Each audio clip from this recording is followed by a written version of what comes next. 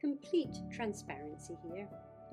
When I first prepared for the England Trek experience, I didn't set goals for myself, but rather produced a list of, concerns and apprehensions. Which individuals am I going to be sharing a room with? What was the apartment going to be like? Would I be able to have some personal space? Will I be able to coexist with a bunch of people and, more significantly, relinquish control of any itinerary? Would I like the food options? There is picky, and then there's me. Will I have a sense of belonging, or will I feel isolated? Will I be able to get out of my mind long enough to enjoy the experience? What if Dr. Newberg believed I knew more about England than I really did? What if the memories of why I left England returned to haunt me?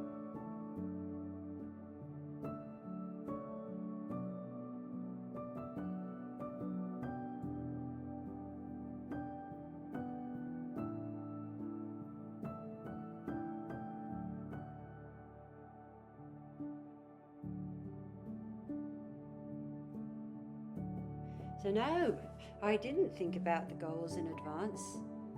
They emerged from a deep place within me, driven by a desire to grow what was most important to me.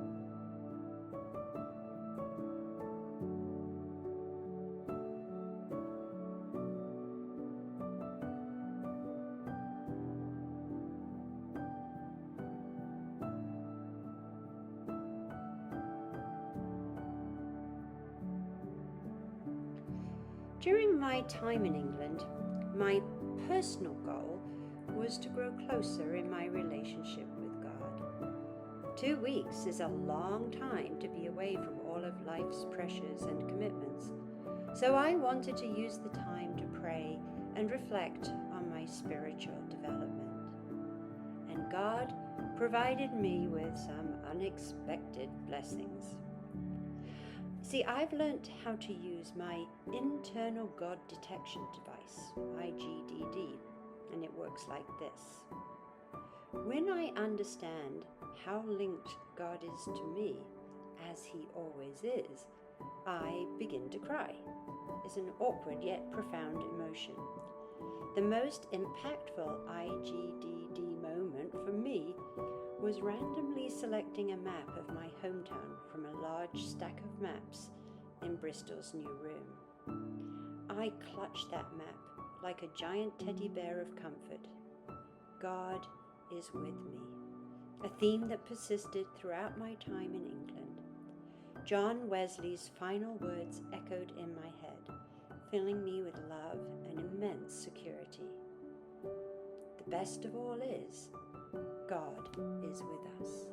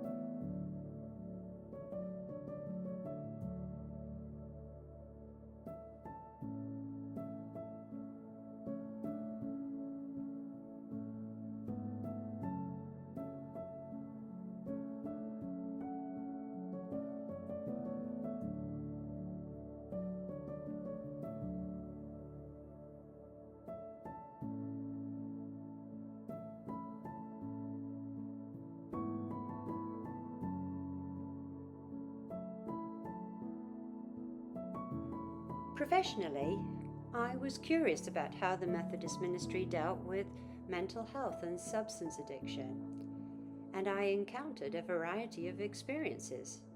My overall impression was those churches steeped in tradition were not scared to change. One church redesigned its fellowship hall as a drop-in center for women and children, while another used the space to host an NHS-funded mental health care center. It validated my vocation to ministry, as I'm really drawn to building bridges and making room for new mental health ministries.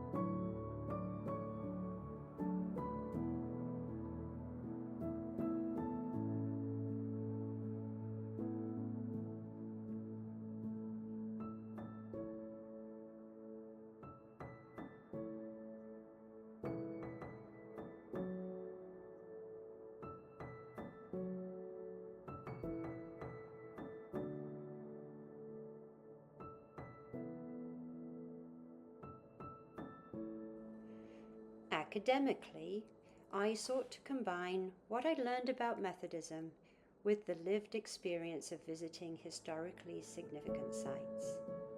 Reading about John Wesley is one thing, but another option is to stand in Epworth or sit in a pew where he previously preached. The past came alive in a visceral sense, allowing me to transcend history and embrace my heritage. Not only do I know more about Methodism now, but I also feel more Methodist.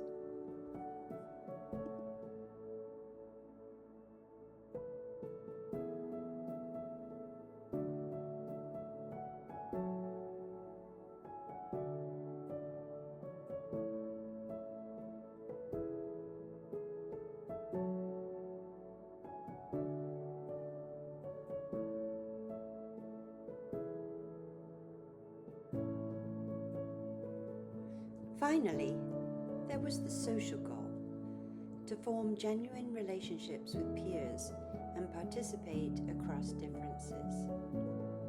In many respects, joining and being a member of the group was probably the most challenging portion of the trip for me. I'm accustomed to being the leader, expert, and mentor, and the one who holds space is not usually the one who allows herself to be held by others. But here, I needed to be a part of something, not above it. I shared rooms, dinners, and stories. I needed to adapt, let go of ego and control, and just simply open up as myself. And in doing so, I formed some very beautiful connections, relationships that I really hope will last. And it's up to me to continue to develop those relationships and friendships. So all of the objectives were accidentally met. But perhaps more importantly, I was met by others, by God, and by aspects of myself that I didn't realize required so much care. The immersion experience has given me the ability to overcome self-absorption and fear. I prayed often. God helped me, and I left transformed.